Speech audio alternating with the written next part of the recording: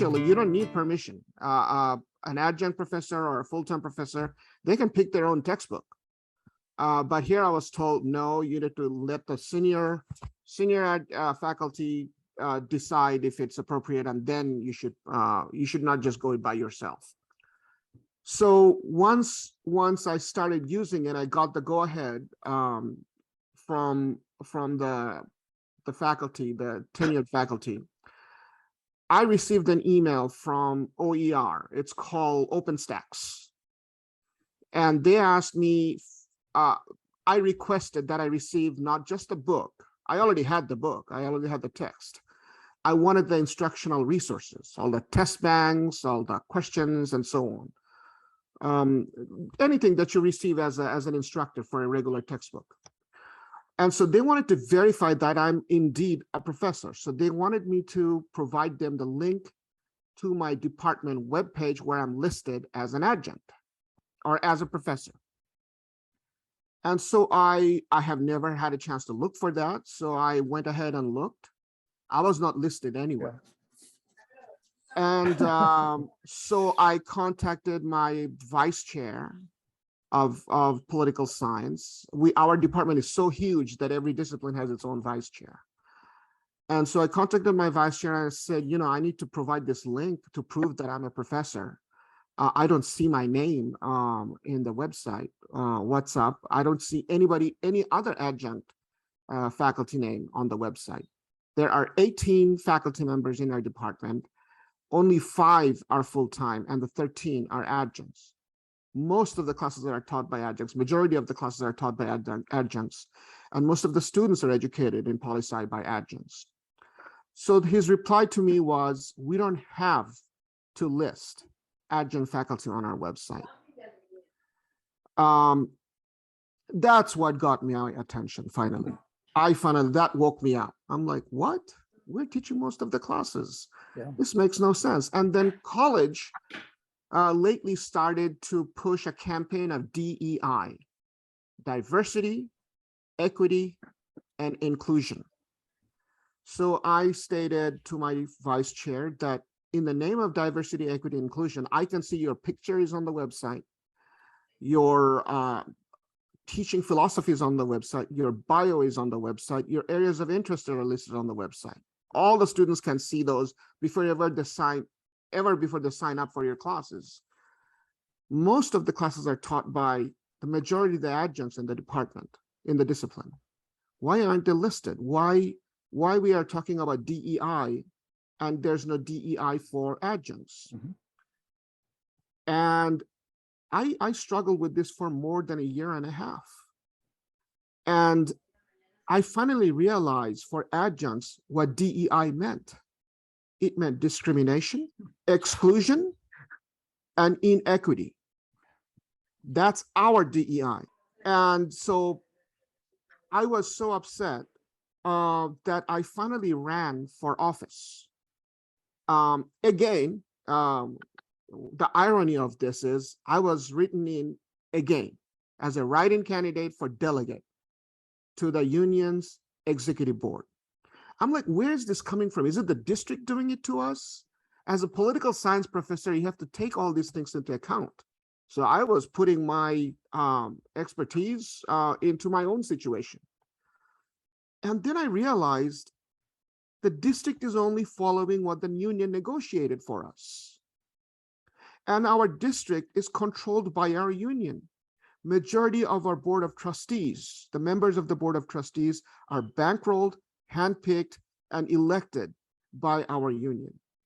Any administrator who is disliked by the union cannot stay in their job for too long. The board of trustees, all it needs a call from the union president and they would remove that administrators. And a lot of people don't know this because I was an administrator. I know this. You should read an administrator's contract and look at the California Education Code for the rights of administrators. They have none. They're at-will employee. They can be fired without cause, without any recourse. It's written in their contracts. When I became the delegate on the executive board, which is the highest decision-making body in the union, The only higher body for decision-making is the membership itself. I started asking these questions at the executive board meeting, and that got a backlash. I realized that I could only find one other delegate who was an adjunct on the executive board. There are more than, I believe, 35 or 40 people on the executive board. All the officers from the central district-wide officers, and then the 9 chapter presidents, they are the officers. None of them are adjuncts. The chief negotiator is a full-time faculty, tenured full-time faculty. So one of the very first meetings I attended, I noticed on the agenda, there was a short item that said, give more time to chapter presidents to serve and help their members, which sounded very good to me. And my chapter president from East Los Angeles College made a motion to move that agenda item up for discussion, so it'll come up first. And I felt I will support my chapter president. Doesn't matter if he's adjunct or full-time, he's full-time tenured. But if I want to give my chapter president more time to help us, that's good. So I supported that. It was moved up, and then it was discussed.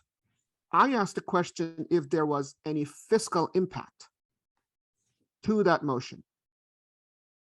And there was silence. And all of a sudden, there was a low voice. It was the treasurer, newly elected treasurer, who said it was going to cost the union more than $400,000. And I fell off my chair. I said, what are you talking about? Isn't this release time we're trying to get from the district for the chapter presidents? She said, no, that has to be negotiated. And since it is before negotiations, this is going to come straight out of the union treasury. And I was, along with my other adjunct friend on the e-board, we were both very upset. We both voted against it, but it passed overwhelmingly. Because you have to understand, the chapter presidents, most of them are also department chairs on their respective campus. And many of the delegates on the e-board work in their departments.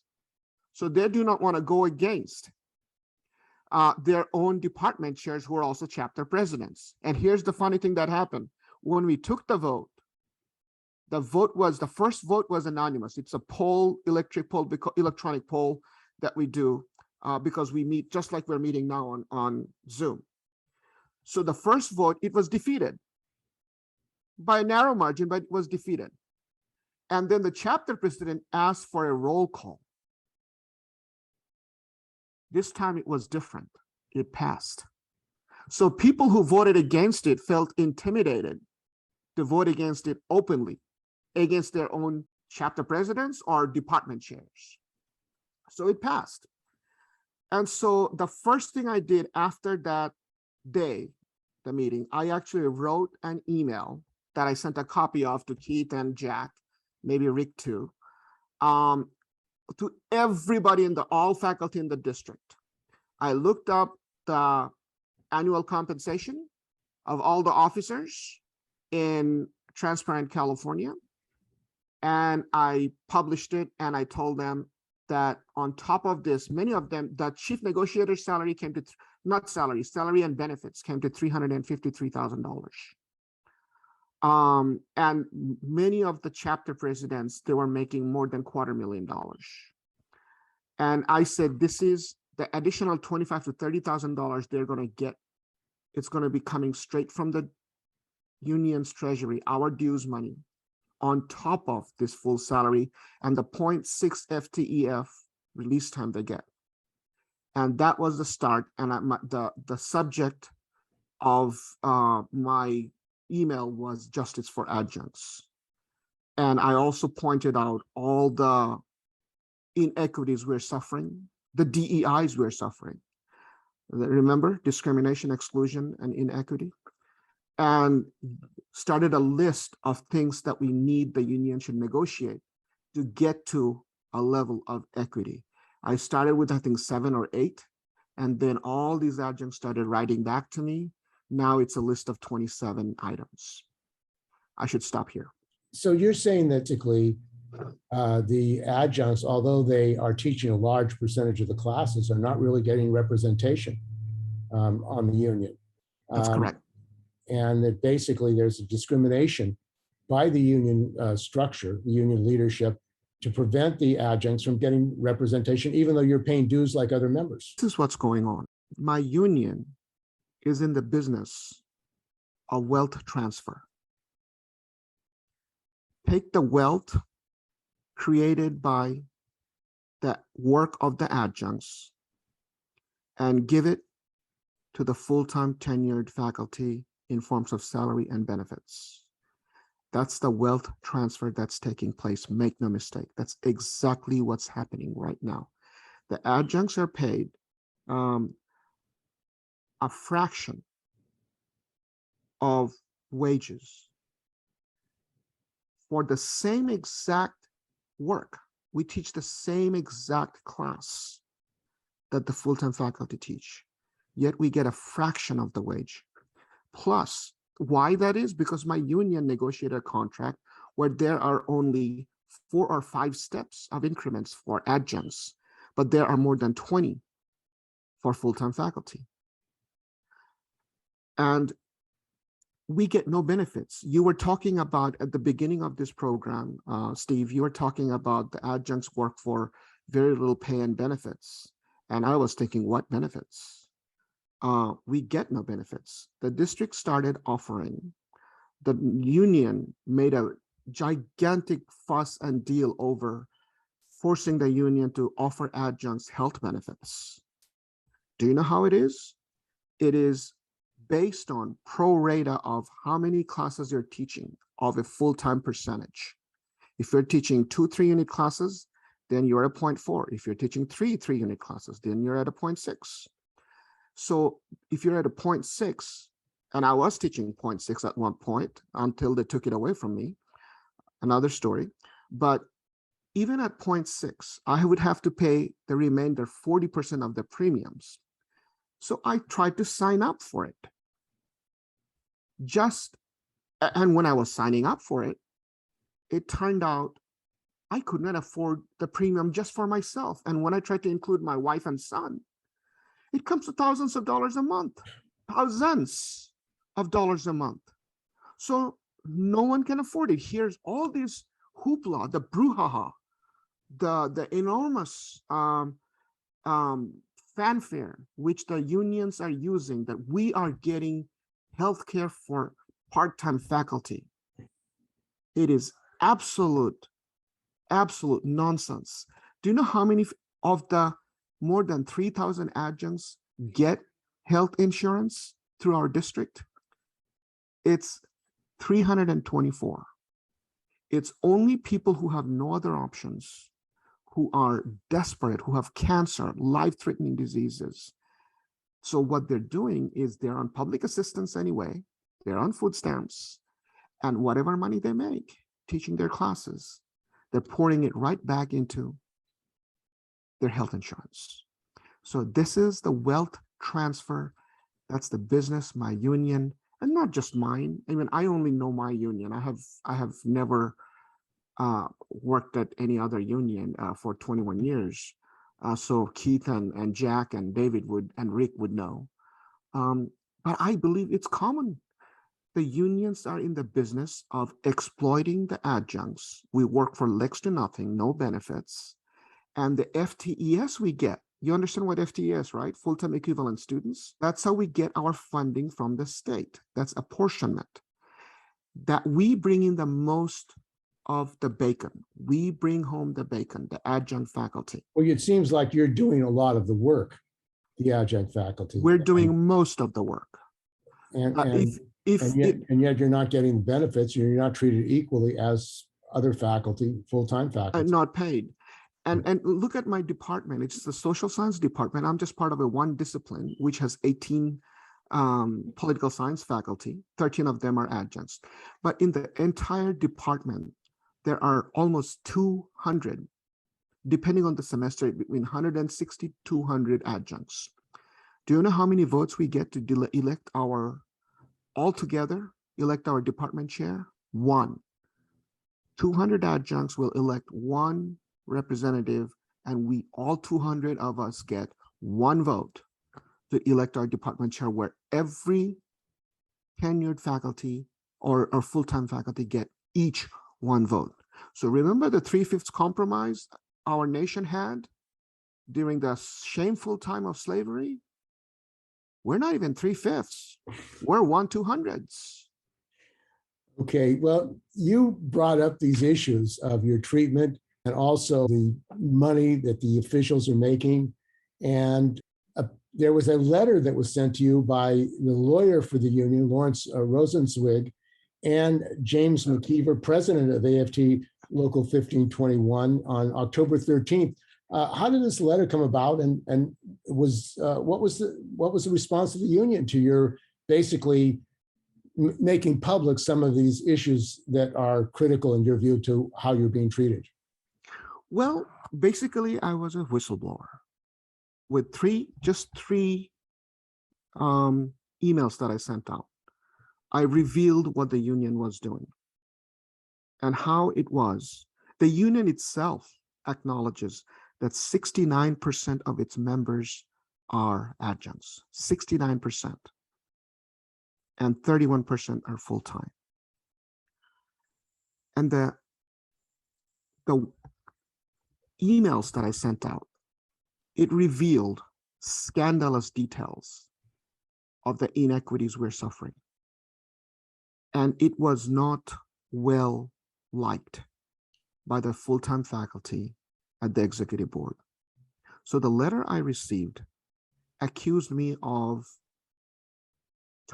the first letter that I received, it did not talk about dual unionism. It talked about I was trying to represent within the union and starting a competing union, which I have never done without any evidence. And the word represent was mentioned, I believe, in quotations. I don't have the letter right in front of me. I wish I had. So I looked up, I'm a delegate, I'm an elected delegate. I looked up the meaning of the word delegate in the dictionary. And the dictionary says a delegate is a person who represents other people who they selected to take care of their interests.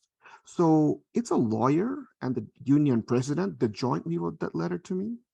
It looks like they have not even cared to look up the meaning of the word delegate. I'm a delegate to the executive board, and look up, you can live right now, you can Google the word delegate and look up the online dictionary and see what it means. I am supposed to represent, and I am there to represent. And when I represent, please pardon me if I try to represent the most vulnerable, most exploited, most abused, most disrespected, most inequitably treated, and most discriminatorily treated people first. And that's 70% of our union members. Right. So I make no apologies for representing them. And they say in this letter, the purpose of this letter is to request that you voluntarily withdraw from your position on the Guild Executive Board. Correct. Because they're afraid I am part of the entire conversation, how they're because our negotiations are coming up, starting in January or February. And these 3 emails that I sent out, remember that list of adjunct demands that went up to 27? I asked every adjunct to fill out the contract negotiation survey, and there's one area that they made available where you could actually write in, what else do you need? And I told them to copy and paste those 27 demands. And overwhelmingly they did. The problem is the union is not publishing all of a sudden the result of that survey. We still haven't received it. The survey closed a month ago, and we still haven't received the result of that survey. So I don't know how they're trying to sweep that survey under the rugs, because the majority of the union members, we each get one vote when it comes to union election, have spoken. and they want those 27 items. And Keith and Jack, they have a list of those. I don't know if I have sent it to you, Steve. I will be happy to send it to you. And this was developed collaboratively by the adjuncts of the 9 campuses. This is what we need. And you know what number one was? Number one was if an adjunct worked anywhere in the district for 8 years, they automatically receives tenure and full-time status. This idea of a letter from the lawyer and the union president to you, did you feel that? It sounds like coercion, that they're actually threatening you to leave your union position without any kind of trial, without any kind of process for these accusations that you want to form a competing union. Yes. You think that's ethical? No. I mean, it seems like a pretty serious matter when the lawyer and the union president say, you better resign or else. So, Steve, I received that letter on a Friday afternoon. Then that same Sunday, I received an email from the president. Friday afternoon, I get the letter from the lawyer and the president. Then with less than 48 hours later, Sunday night, I get an email from the president saying, I am suspending you until you reply to our letter or pending action by the executive board. And then on Monday, I get another less than 24 hours later, I get an email from the same president saying, I have been suspended by the executive board. I will not be allowed to attend executive board meetings at the local or at the campus level. So those 3 things speak for themselves. Judge, jury, and executioner. No evidence, no trial, no opportunity to present my side. I am excluded. And they asked me to resign. Am I going to resign? Forget it. Never. I have no intention of resigning. I'm an elected member of the executive board. I'm an elected delegate of the executive board.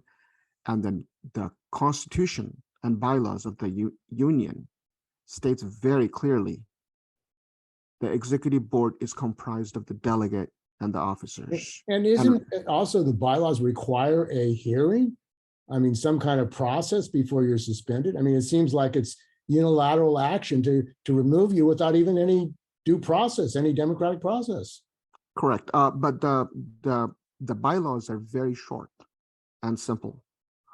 And it doesn't even get to it doesn't even talk about that a delegate can be pushed out. There's no, it doesn't even get into that. It just says the executive board will be comprised of delegates and officers. Basically, that's it. Well, in that case, it's usually the national bylaws of the AFT.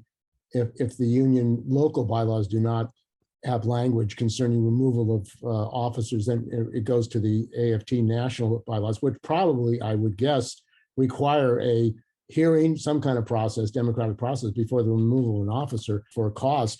Well, you know, this is a serious issue, and I think that this attack is something not just about you, but all adjunct faculty who face issues of representation, because your removal obviously is not representing the adjunct faculty who are going into negotiation now.